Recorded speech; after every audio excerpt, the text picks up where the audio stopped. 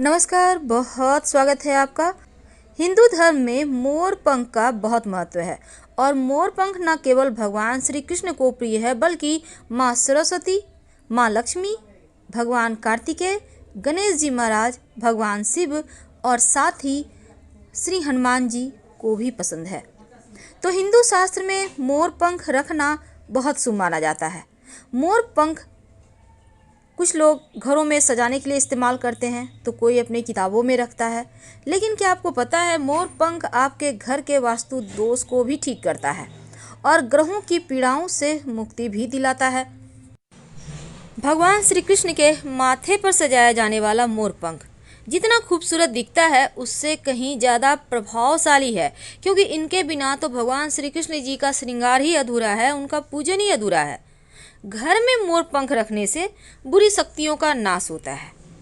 तो मोर पंख से जुड़े कुछ अचूक टोटके और 4 जगह घर में मोर पंख जरूर रखना चाहिए। अगर आप 4 जगहों में से कोई एक जगह भी रख लेते हैं तो आपका घर का वास्तु भी समाप्त होता है और ग्रहों के जो बुरे चाल हैं उनसे भी आप बचे रह सकते हैं। तो ग्रहों के अशुभ प्रभाव होने पर आप एक मोर पंख ले लें और 21 बार जो ग्रह पीड़ाएं दे रहे हैं, अब जैसे कि शनिदेव पीड़ा दे रहे हैं, तो एक मोर पंख हाथ में लें और बोले ओम शं शनिश्चराय नमः, ओम शं शनिश्चराय नमः 21 बार बोलें। और इसे जो मोर पंख है इस मोर पंख को हल्का सा पानी में डुबोकर पूरे घर में छिड़क दें और इसके बाद इस मोर पंख को ऐसे जगह छुपा कर रख दें जहाँ किसी के आते जाते नजर ना पड़े। देखिएगा आपका शनि शांत हो जाएगा, बिगड़ा हुआ शनि एकदम से आपके अनुकूल फल देने लगेगा। अब कभी कभी क्या होता है घर में आकस्मिक तरक्की रुक जाती है, आकस्मिक रूप से बाधाएं आ जाती है, जो भी आपके घर में आप कमाते हैं वो बस खर्च होते चले जाते हैं। तो ऐसे में एक छोटा सा काम करें, अपने घर के मुख्य दरवाजे के अंदर, याद रखिए घर के मुख्य दरवाजे के अंदर ठीक ऊपर बीचों बीच, दरवाजे के ऊपर लेकिन घर के अंदर से गणेश जी की तस्वीर लगाएं। अब ये गणेश जी की तस्वीर छोटा बड़ा आपके ऊपर है, लेकिन तस्वीर की पीठ हमेशा घर से बाहर होनी चाहिए, क्योंकि गणेश जी की पीठ में दैवता का निवास है। और इसके बाद गणेश जी के माथे पर 3 मोर पंख लगा दें। पूरे घर का वास्तु दोष भी समाप्त होगा और तरक्की करने के नए रास्ते भी खुल जाएंगे।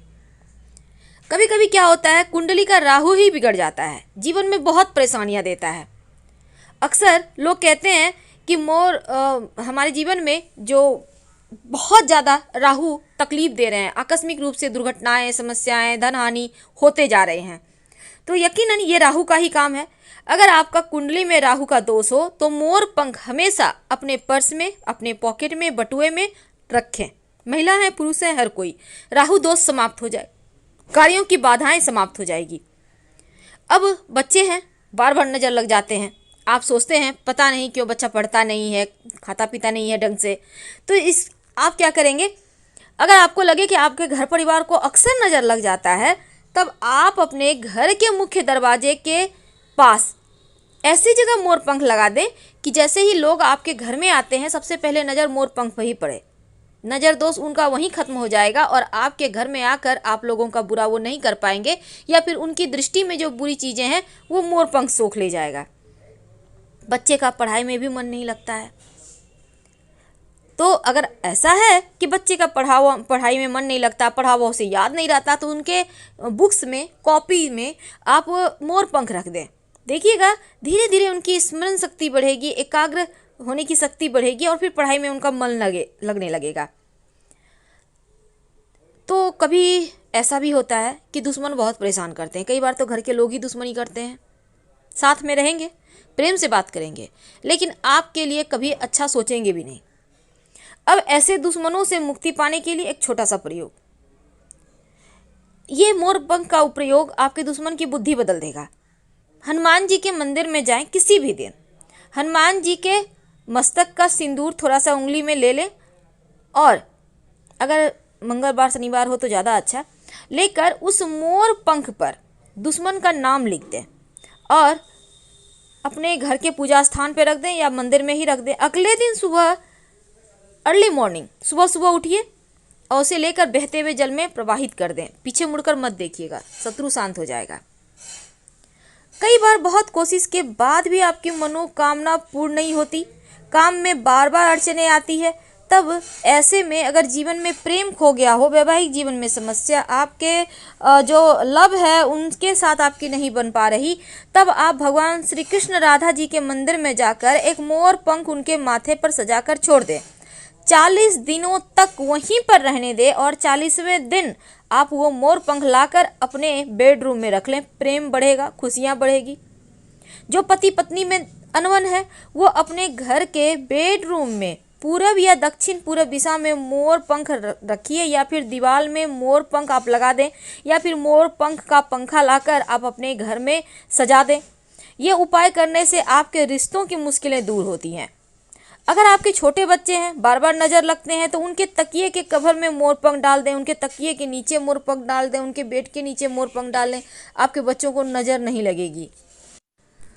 चूँकि मोर का संबंध सुंदरता और खुशहाली से है, इसीलिए घर के लिविंग एरिया में, यानी जहाँ आप हमेशा बैठते हैं, यहाँ पर नृत्य करता हुआ एक मोर की पेंटिंग लगाएं, तस्वीर लगाएं। चूँकि मोर पंख लक्ष्मी, सौभाग्य, खुशहाली, धन धान्य और संपन्नता के लिए पूजनीय है, और मोर के पंखों का प्रयोग माँ लक्ष्मी की इन्हीं विशेषताओं को हासिल करने के लिए किया जाता है। तो मोर पंख को अगर आप बांसुरी के साथ घर में रखें भगवान श्री कृष्ण के पास, तो तस्वीर ये जो आप रख देते हैं उनकी तस्वीर के पास, तो रिश्तों में प्रेम बढ़ता है, सुख बढ़ता है, सौभाग्य बढ़ता है, खुशहाली आती है। मोर पंख जितना खूबसूरत दिखता है ना, उतने ही काम का है। अगर ग्रहों का अशुभ प्रभाव ज़्यादा परेशान करे, तब आप प्रयोग मोर पंख का जरूर कीजिएगा। वैसे तो हर धर्म में मोर पंख का इस्तेमाल करने का विधान है, और मोर पंख का टोटका दुश्मनों को जो वो आपके ऊपर परेशानी डाले हुए हैं या आपके जीवन में परेशानियां क्रिएट करते हैं, तो वो खुद ही अपने जाल में फंस जाएंगे। अगर हमेशा ही बिजनेस में नुकसान हो, बेवजह का पैसा खर्चा हो, परेशानी बढ़ जाए, तो आप अपने घर और दुकान में पूरब दिशा में मोर पंख एक लगा कर रख दें। आप चाहें तो फ्रेम कराकर भी रख सकते हैं। नकारात्मकता खत्म होगी, लक्ष्मी आती है, क्योंकि मोर पंख जहाँ रहता है वहाँ सिर्फ सकारात्मक ऊर्जाएं आती हैं। और अगर लाख कोशिश करने के बाद भी बार बार काम अटकते हो, मनोवांछित फल नहीं प्राप्त हो रहे हो, तो मोर पंख का प्रयोग जरूर कीजिए और अपने घर में ला के रखिए। तो पहला मोर पंख आपको ला के रखना है अपने गणेश जी के तस्वीर के ठीक ऊपर। कहाँ रखना है? घर के मुख्य दरवाजे के अंदर की तरफ से गणेश जी लगाने हैं और उन्हीं के माथे पर मोर पंख सजाना है। दूसरा, आपको ऐसे जगह लगाना है कि आते जाते लोगों का नज़र पहले मोर पंख पर पड़े, बाकी अन्य चीज़ों पर। तीसरा, आपको मोर पंख अपने भगवान, जो आपने पूजा स्थान पे भगवान की तस्वीर रखी है, वहाँ पर बांसुरी और मोर पंख भगवान श्री कृष्ण को भेंट करके वहीं पर रखें। और चौथा, आप अपने बेडरूम में रखें। तकिए के नीचे रखने से बच्चों के लिए बढ़िया होता है। अगर आप चाहते हैं कि आप जल्द से जल्द करोड़पति बन जाए, कहने का तात्पर्य धन इतना रहे कि करोड़पति का मतलब ये नहीं होता है करोड़पति। करोड़पति का मतलब होता है कि इतना पैसा हो कि आप सुकून से जीवन जी सकें, ऐसा न लगे कि आपके पास कुछ नहीं है, बहुत परेशान है, कम से कम अच्छे से लाइफ जी सकें। तो ज्योतिष में कहा जाता है कि जहाँ पर आप पूरे परिवार के लोग एक साथ इकट्ठा होकर बैठते हैं, वहाँ पर मोर पंख रख दें। आप चाहें तो अपने टेलीविज़न के पीछे से सजा सकते हैं, हमेशा ही नज़र पड़ेगा। धीरे धीरे देखिएगा धन आते रहता है, क्योंकि मोर पंख का नियमित दर्शन करने से प्रेम बढ़ता है, सकारात्मक ऊर्जा बढ़ता है, घर का हर सदस्य करोड़ों कमाने लगता है, कामयाब हो जाता है। तो छोटे छोटे प्रयोग तो हैं, लेकिन पूजा स्थान पर अगर आप के घर में, जैसे कि देखिए बहुत सारे देवी देवताओं को मोर पंख सजाया जाता है, जैसे शिव जी के माथे पर, गणेश जी के माथे पर, आप अपनी पूजा तो अपने पर्स में, बच्चों के किताबों में, बच्चों के पर्स में, उनके पॉकेट में, यहाँ तक कि आप चाहें तो बच्चों के जो बैग हैं वहाँ भी रख सकते हैं।